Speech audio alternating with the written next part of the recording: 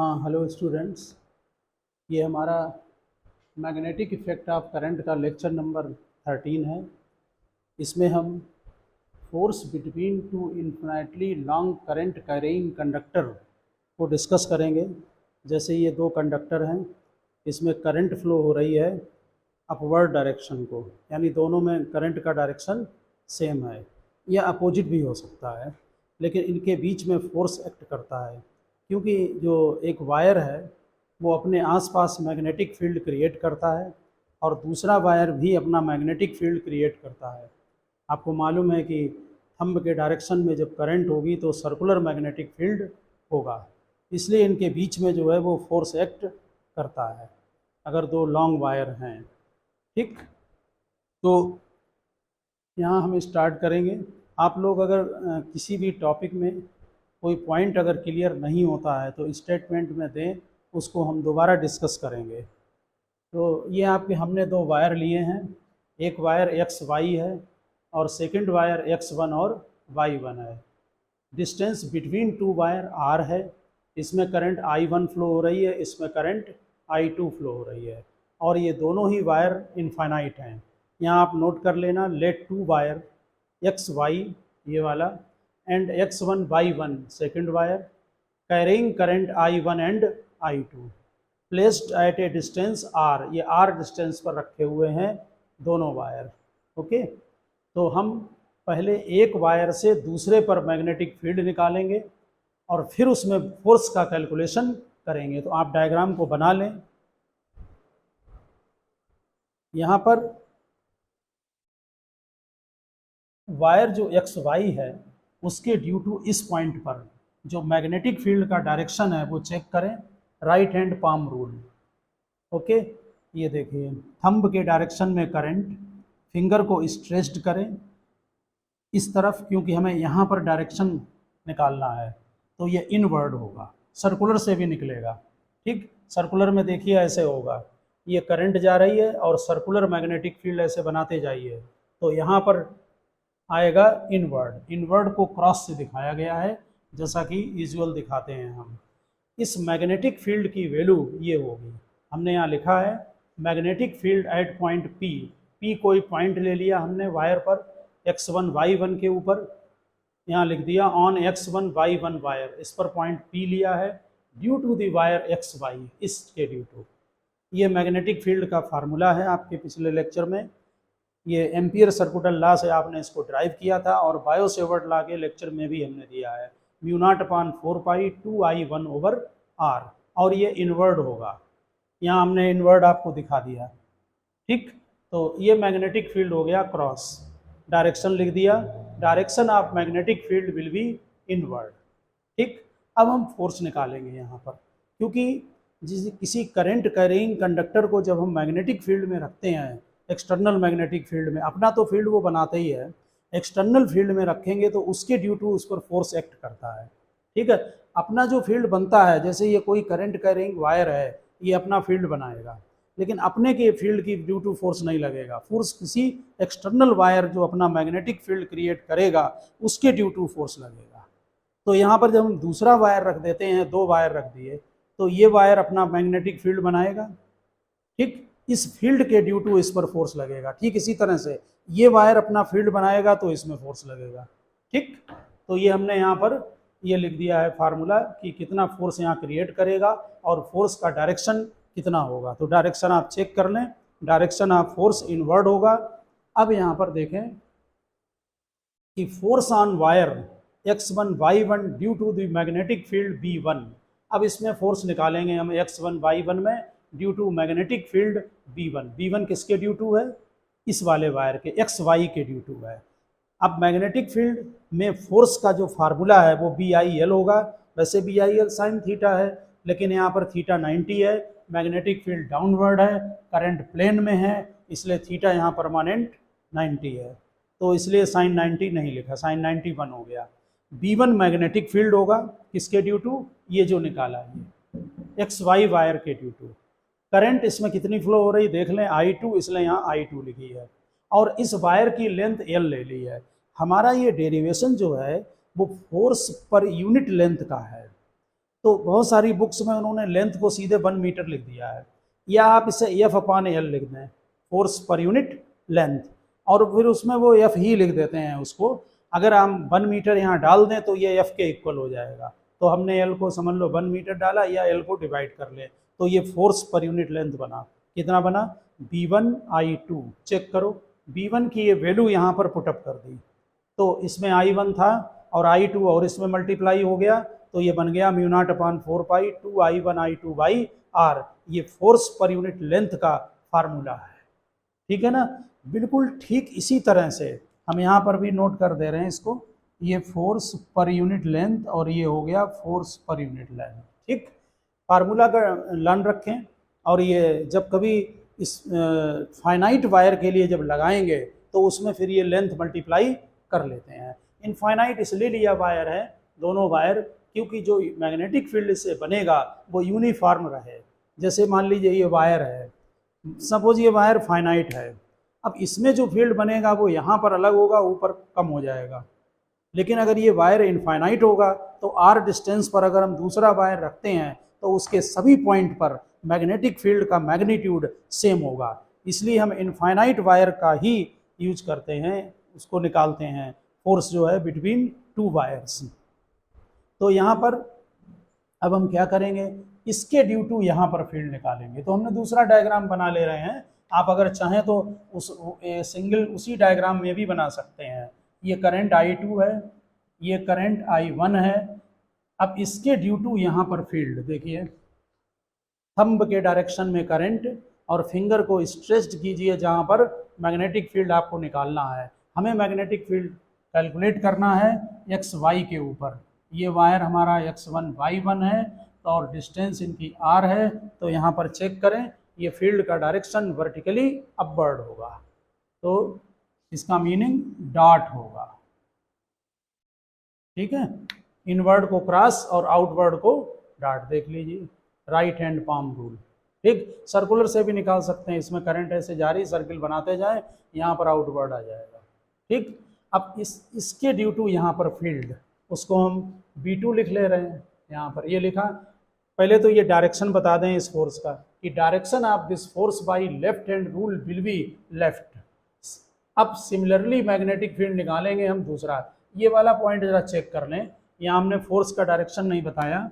इसके due to magnetic field inward है, देखिए मैग्नेटिक फील्ड इनवर्ड है, करंट किधर अप, तो फोर्स किधर लगा, लेफ्ट को, ठीक। ये हमने यहाँ लिख दिया है डायरेक्शन ऑफ दिस फोर्स, यानी ये वाला फोर्स। ये Fleming left hand rule start में लिख दिया है, by Fleming left hand rule will be left. Similarly magnetic field at X Y, अब एक्स वाई पर मैग्नेटिक फील्ड किसके ड्यू टू करंट I2 लिख दे रहे, ड्यू टू करंट I2, यानी किस वायर में, x1 y1 में। तो मैग्नेटिक फील्ड का यही फार्मूला होगा, मैग्नेटिक फील्ड B = μ0/4 पाई 2I2/R। अब इसमें करंट कितनी है, I2 है, तो यहाँ पर I2 पड़ेगी। फिर डायरेक्शन चेक करें, डायरेक्शन इसका हमने आपको भी बता दिया, अपवर्ड होगा, तो यहाँ पर डायरेक्शन लिख दें अपवर्ड,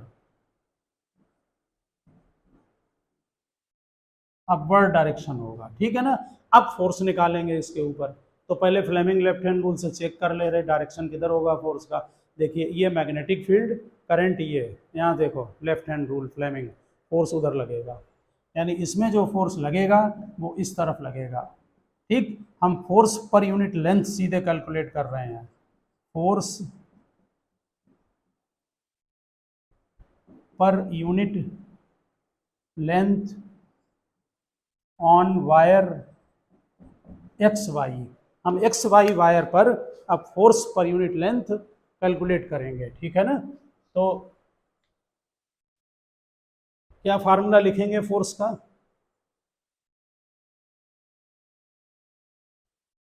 फोर्स का फार्मूला आपको मालूम है BIL होता है, थीटा यहाँ 90 है, हम डायरेक्ट लिख ले रहे हैं फोर्स पर यूनिट लेंथ। तो मैग्नेटिक फील्ड इसको हम B2 दे रहे हैं, मैग्नेटिक फील्ड B2 इसके ड्यू टू, और करंट कितनी I1, थीटा 90 है, लिख देते हैं थीटा परमानेंट 90 है।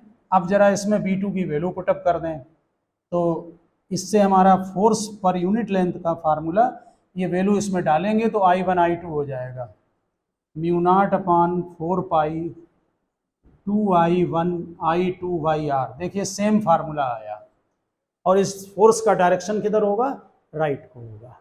ठीक, यहां पर नोट कर दे रहे हैं, direction of this force will be right. इसका मतलब ये हुआ कि जब करंट कैरिंग कंडक्टर में सेम डायरेक्शन को करंट होगी, ये I1 था, ये I2 था, इसमें फोर्स इधर लगेगा, इसमें इधर लगेगा, इसमें अट्रैक्शन होगा। ठीक, तो यहाँ पर आप स्टेटमेंट में लिख देना कि when direction of the current is same then two wire attract each other, यहाँ पर अट्रैक्शन होगा।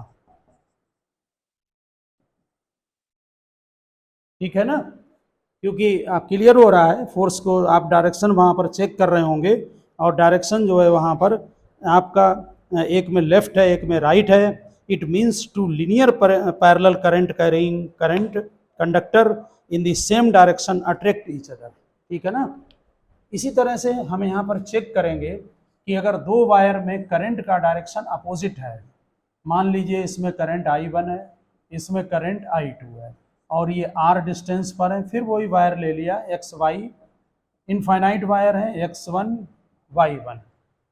अब इसमें बिल्कुल उसी मेथड से डेरिवेशन तो एक ही का करके दिखाते हैं। अगर एग्जाम में आपसे पूछा जाए कि अपोजिट डायरेक्शन में आप शो करें कि रिपल्सन होगा और सेम में अट्रैक्शन होगा, तो आप ऐसे ही फोर्स दिखाकर कि इसके ड्यू टू यहाँ फील्ड दिखाएं, फिर फोर्स का डायरेक्शन दिखा दें ये या, ठीक है, और इसमें भी दिखा दें फोर्स का डायरेक्शन। हम फिर डायग्राम में बना दिया, यहाँ क्रॉस था यहाँ डॉट था, ठीक है ना, और इससे आप अपना शो कर दीजिए कि यहाँ पर अट्रैक्शन होगा, ये दोनों डायरेक्शन सेम है, इसमें यहाँ पर रिपल्सन होगा। तो वो चेक करेंगे कि रिपल्सन इसमें कैसे होगा।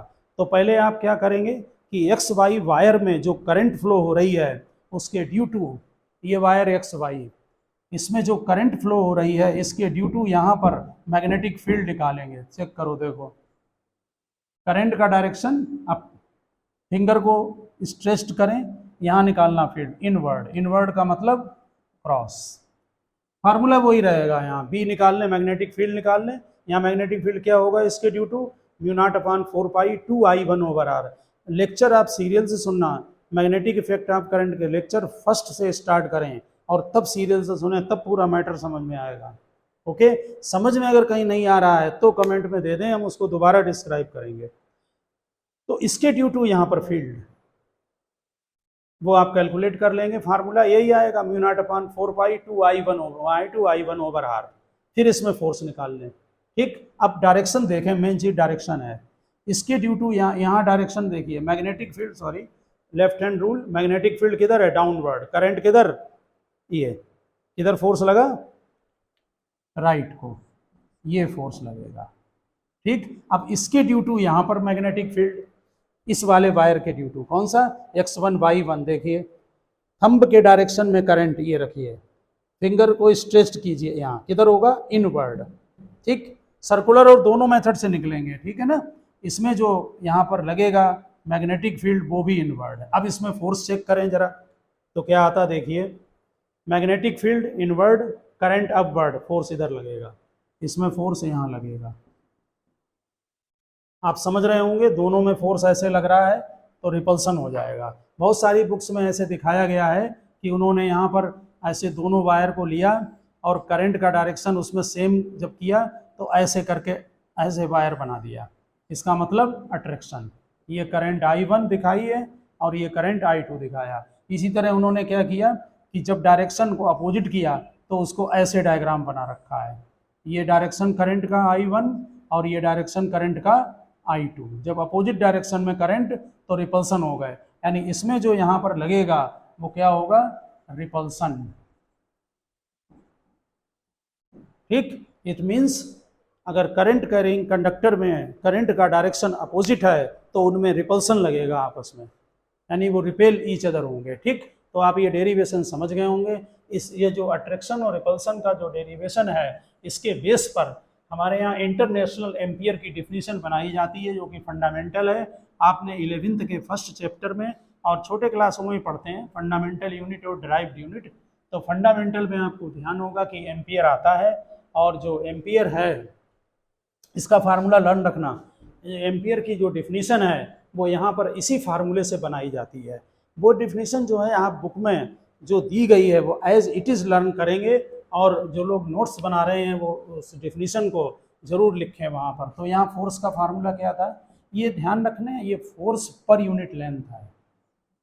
हम फिर लिख रहे हैं फोर्स पर यूनिट लेंथ, जरूरी नहीं हम एल से डिवाइड करें, उसी को एफ से रिप्रेजेंट कर दिया, यहाँ लिख दिया फोर्स पर यूनिट लेंथ। फार्मूला क्या है, mu naught upon 4 pi 2I1 I2 by R. इसमें इन्होंने क्या किया है थ्योरी में कि I1 और I2 इन दोनों को 1 एम्पियर ले लिया, डिस्टेंस R को 1 मीटर ले लिया, यानी कि दो वायर में 1 एम्पियर करंट फ्लो कराएं और उनके बीच में डिस्टेंस R = 1 मीटर रखें तो कितना फोर्स होगा, इसकी वैल्यू आपको मालूम 10⁻⁻7, और ये 2 आ गया तो 2 × 10⁻⁻7 न्यूटन पर मीटर, ये फोर्स पर यूनिट लेंथ है।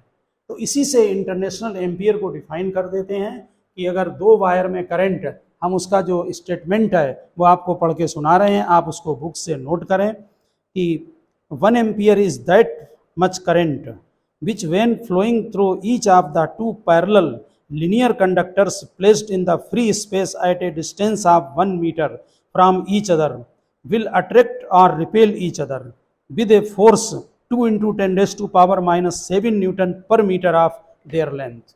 अट्रैक्ट और रिपेल दोनों वर्ड यूज कर लिए, क्योंकि आपने देख लिया। और लर्न रखना, सेम डायरेक्शन में जब करंट होती है तो अट्रैक्शन होता है, और जब अपोजिट डायरेक्शन में करंट होगी तो उनमें रिपल्सन होता है। ठीक, इसके बाद जो हमारा डेरिवेशन सिलेबस में है वो टॉर्क का डेरिवेशन है।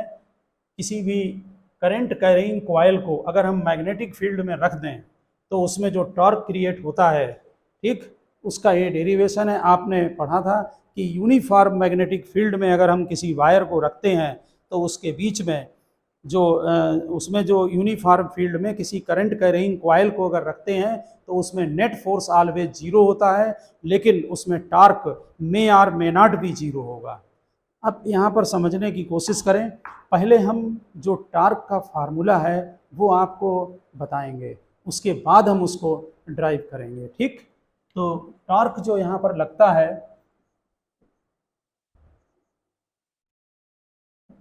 टॉर्क में पहले आप ध्यान में रिमाइंड करें, इलेक्ट्रोस्टेट में जो टॉर्क का फार्मूला था, अगर हम किसी डाइपोल को रख दें तो P × E था।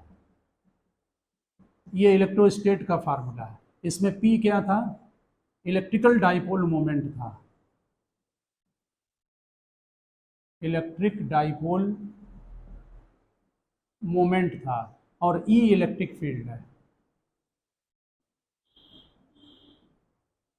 E इलेक्ट्रिक फील्ड है, P डाइपोल मोमेंट है। ठीक, जैसे यहाँ इलेक्ट्रिकल डाइपोल मोमेंट है, ठीक उसी तरह से मैग्नेटिज्म में जो टॉर्क का फार्मूला आएगा वो M × B है। जैसे वहाँ E है यहाँ पर B है। E क्या है, इलेक्ट्रिक फील्ड, B क्या है, मैग्नेटिक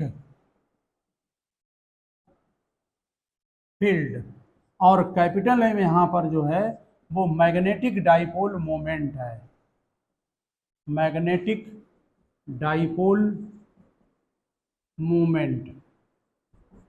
आप समझ गए ना। हमने सर्कुलर वायर जो होता है, करंट कैरिंग सर्कुलर वायर, उसके ड्यू टू, रिमाइंड करें जिन्होंने चैप्टर पढ़े हैं, ये सर्कुलर वायर है, इसके ड्यू टू पर एक्सिस का जहाँ फार्मूला ड्राइव कराया है वहाँ पर हमने मैग्नेटिक डाइपोल मोमेंट को डिफाइन किया है। अगर भूल रहे हो तो उसको आप रिमाइंड करें और चेक करें। मैग्नेटिक डाइपोल मोमेंट का formula number of turn current into area होता है। ठीक है, ये करंट से डिफाइन होता है। और एक मेथड और है जो कि यहाँ से लेते हैं, जैसे इलेक्ट्रिकल डाइपोल मोमेंट अगर तुम्हें ध्यान होगा P = Q × 2L होता है, वैसे ही एक फार्मूला मैग्नेटिक डाइपोल मोमेंट का भी बनाया गया है। वो फार्मूला ये है जो कि हम परमानेंट मैग्नेट में पढ़ेंगे। ठीक, ये भी है फार्मूला, दोनों को कंपेयर भी करते हैं बाद में। यहाँ capital N number of turn है, पहले हम यहाँ नोट कर दें, number of turn, I current है, वो तो आपको मालूम है, और ए एरिया है कॉइल का, ठीक है ना। एक और फार्मूला होता है मैग्नेटिक डाइपोल मोमेंट का, वो इससे कंपेयर करेंगे, ध्यान दें, इससे यहाँ चार्ज होता है, उसकी जगह ये परमानेंट मैग्नेट में यूज होता है, हम परमानेंट मैग्नेट में पढ़ेंगे। ये नॉर्थ साउथ है, लाइनें ध्यान रखना, नॉर्थ टू साउथ और अंदर होती है साउथ टू नॉर्थ। ये परमानेंट मैग्नेट में चेक करेंगे, इसमें स्मॉल एम इंटू 12 हो, 12 तो वहाँ भी है, 12 लेंथ है नॉर्थ और साउथ के बीच में, ठीक। ये मैग्नेटिक डाइपोल मोमेंट है, और यहाँ पर जो बनेगा ये परमानेंट मैग्नेट है, यहाँ करंट कैरिंग कॉइल के ड्यू टू है magnetic dipole moment. Current carrying coil का मतलब कि जैसे ये कोई कॉइल हमने ले लिया करंट कैरिंग, इसको हम डिफाइन आपको कर चुके हैं सर्कुलर में, तो इसमें अगर यहाँ से हम इधर देख रहे हैं तो करंट यहाँ पर ये डॉटेड बोर्ड के अंदर होता है, तो करंट कैसी है, मेरी तरफ से एंटी क्लॉक, एंटी क्लॉक का मतलब एक तरफ नॉर्थ बना एक तरफ साउथ बना, ठीक। तो ये एक तरह से डाइपोल का काम करता है, क्योंकि एक तरफ नॉर्थ है एक तरफ साउथ है और डिस्टेंस भी बहुत कम है, यहाँ पर भी ये डाइपोल है नॉर्थ साउथ। यहाँ स्मॉल एम पोल स्ट्रेंथ है, पोल स्ट्रेंथ यानी पोल की कितनी स्ट्रेंथ है, और 12 लेंथ हो गई, ये मैग्नेटिक डाइपोल मोमेंट है, ठीक। ये दोनों ही फार्मूले मैग्नेटिक डाइपोल मोमेंट के ये काम आते हैं, और इसमें कंपेयर भी किए जाते हैं परमानेंट मैग्नेट और करंट कैरिंग कॉइल, वहाँ भी मैग्नेट बन रहा है नॉर्थ साउथ, और ये भी परमानेंट मैग्नेट में भी है। तो हमारा जो टॉर्क का फार्मूला जो हम ड्राइव करेंगे वो ये है M क्रॉस B, ठीक है। इसी फार्मूले को हम ऐसे लिख सकते हैं, ये आप नोट जरूर कर लेना, कैपिटल एम होगा small M into 12, small M pole strength है, ठीक। यहां पर इसको भी हम हटा रहे हैं, हमने इलेक्ट्रिकल से कंपेयर किया था इसलिए हमने इसको आपको बताया है। यहां पर जो फार्मूला बनेगा इसको हम ओपन कर रहे हैं टॉर्क को, तो torque is equal to M B sine theta बनेगा, क्योंकि क्रॉस प्रोडक्ट में साइन थीटा आता है, ठीक है ना। और कैपिटल एम क्या है, number of turn current into area, तो टॉर्क का क्या बन जाएगा, number of turn A B sine theta. ध्यान दें ये ड्राइव करेंगे, और एरिया भी आपको मालूम है कि अगर कोई रेक्टेंगुलर कॉइल है तो एरिया क्या होता है, लेंथ इनटू ब्रेथ, यानी एरिया हमारी इक्वल होगी लेंथ इनटू ब्रेथ के, ठीक। ये डेरिवेशन किया जाएगा, हम जो टॉर्क का डेरिवेशन करेंगे वो पहले ये आएगा, ठीक। उससे हम एम बी साइन थीटा लिखेंगे और फिर हम एम क्रॉस बी लिखेंगे। हमने आपको जो डेरिवेशन करना है उसका जो फार्मूला है वो पहले ही डिस्क्राइब कर दिया है, ठीक, एम क्रॉस बी। और कंपेयर में ध्यान रखें इलेक्ट्रिकल में यही फार्मूला पी क्रॉस ई है, ठीक। अब जरा आप 3D में चेक कराएंगे हम आपको कि किस तरह से इसमें टॉर्क जो है वो लगता है। देखिए मान लो यहाँ पर हमारा ये स्पेस है, इसमें इस तरफ नॉर्थ है पोल और इधर साउथ पोल है, ठीक। इसमें हम किसी ये कॉइल को रख दिया हमने ऐसे, ठीक है। अब चेक करें, हमने कॉइल की जगह कॉपी ले ली, ये ले रहे, ये रख दिया कॉइल, ठीक। अब जरा ध्यान दें, इधर को नॉर्थ पोल है इधर को साउथ पोल है, magnetic field north to south ऐसे जाएगा, ठीक है। अब एक एक चेक करें, ये करंट मान लिया हमने, करंट जो है वो इसमें इधर जा रही है ऐसे ऐसे, ठीक। इधर से अगर देखेंगे तो ऐसे यानी क्लॉकवाइज, इधर से देखेंगे तो एंटी क्लॉकवाइज। जरा चेक करें ऊपर वाले वायर में, ये कॉइल है, कॉइल मतलब रेक्टेंगल है, हमने ये कॉपी ले ली है, ऐसे वायरिंग की गई है ऐसे ऐसे, ठीक। जरा देखो फ्लेमिंग लेफ्ट हैंड रूल से, करंट इधर, ये हम करंट का डायरेक्शन पलट भी सकते हैं, इधर भी ले सकते हैं। हमने ये मैग्नेटिक फील्ड पहले चेक करें, मैग्नेटिक फील्ड देखिए, ये फिंगर मैग्नेटिक फील्ड है और ये करंट है, फोर्स किधर लग रहा है ऊपर। आप जरूर चेक करना इसको रख के ऐसे, ये डेरिवेशन 3D में है इसलिए थोड़ा समझने में प्रॉब्लम आती है ऐसे अप, ठीक। और इसी तरह से यहाँ पर चेक करें, इसमें फोर्स डाउनवर्ड आएगा, ये करंट थी नीचे आई इधर गई करंट, यहाँ चेक कर लो, यहाँ हाथ घुमाना पड़ेगा, मैग्नेटिक फील्ड और करंट, तो फोर्स का डायरेक्शन नीचे डाउन आएगा। जैसे यहाँ पर आ रहा है ये मैग्नेटिक फील्ड, ये करंट फोर्स कैसी आ रही है, अप आ रही है, ठीक है। करंट हमने इधर ली है, इसमें करंट किधर होगी, उस तरफ, ऐसे आके करंट इधर आई इधर, ये देख लीजिए, ठीक है ना। ठीक इसी तरह से अब करंट हम इधर करेंगे तो डायरेक्शन देख लो, अब बिल्कुल सही है मेरा हाथ, ये देखिए, ये करंट और ये मैग्नेटिक फील्ड, थंब के डायरेक्शन में फोर्स, इसमें फोर्स ऊपर लगेगा और इसमें फोर्स नीचे लगेगा। ये दोनों फोर्स एक दूसरे को कैंसिल कर देंगे। समझ गए ना?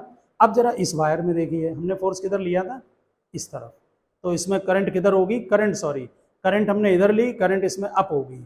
चेक करें करंट, देखिए इसमें फोर्स ये लग रहा है, इसमें फोर्स इस डायरेक्शन को लगेगा और इसमें फोर्स इधर लगेगा। ये दोनों फोर्स पैरेलल हैं, लेकिन इनके जो एक्ट करने का पॉइंट है वो अलग अलग हैं। ये टॉर्क क्रिएट करेंगे और इसको घुमा देंगे, इसको ये वाले फोर्स इसमें और इसमें अप लग रहा था, इसमें डाउन, कैंसिल हो गए। इसमें इधर को लगेगा नीचे की तरफ, इसमें थोड़ा ऊपर की तरफ, तो इसको ये घुमा देंगे। इधर को लग रहा है तो ऐसे घुमा देंगे।